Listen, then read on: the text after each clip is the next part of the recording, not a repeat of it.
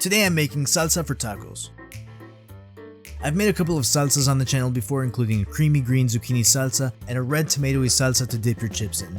But sometimes you need a really good spicy red salsa to drizzle on your tacos. This salsa comes together really quickly. You just give everything a nice char for extra flavor and blend it all together. That's it. You can press the CC button to turn on subtitles or check out the full list of ingredients in the video description.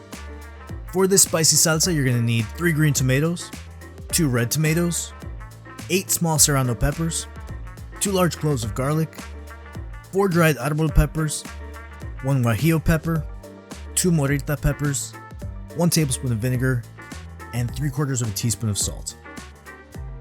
Let's start off by putting all our tomatoes, serranos, and garlic in a hot pan.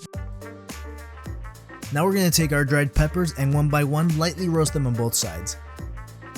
Using a spatula to press it down seems like a smarter idea than your fingers. Now you don't want to burn these or they'll come out too bitter, so just lightly toast them.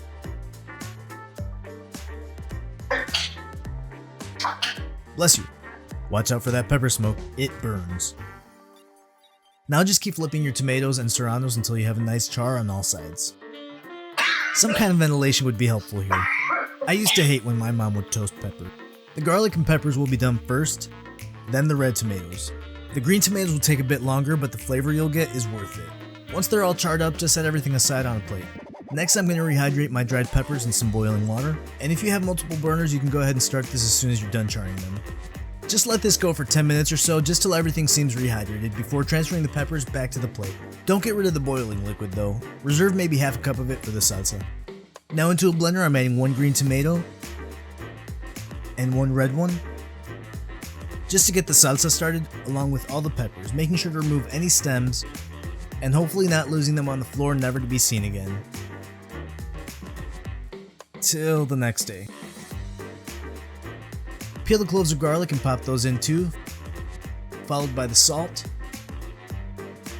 vinegar, this will help preserve the salsa longer, and about a 1/4 cup of the reserved water. Blend till smooth. Give it a quick sniff. No, don't do that.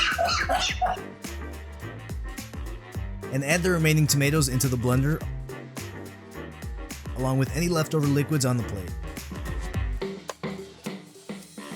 Give it a final blending, and that's it.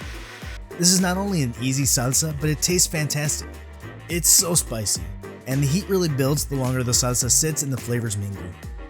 I love using this salsa on everything. Chips, tacos, leftover steak, eggs, anything that needs some extra heat. What I love about this salsa is that it's not just fire, it's packed full of amazing flavors. It's got a great freshness to it from using the garden tomatoes. Charring everything really gives the salsa a nice deep color and smokiness, which is further enhanced by the smokiness and sweetness from the morita pepper. The serranos and árbol peppers bring the heat, and the vinegar helps preserve it longer while also adding a slight tang.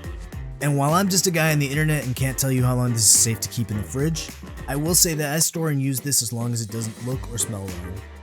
This salsa is a staple in my fridge. Give this one a try and let me know what you think. If you enjoyed me choking over toasted peppers or the video, be sure to subscribe. Would love to have you around. Thank you so much for watching, and I hope to see you next Thursday.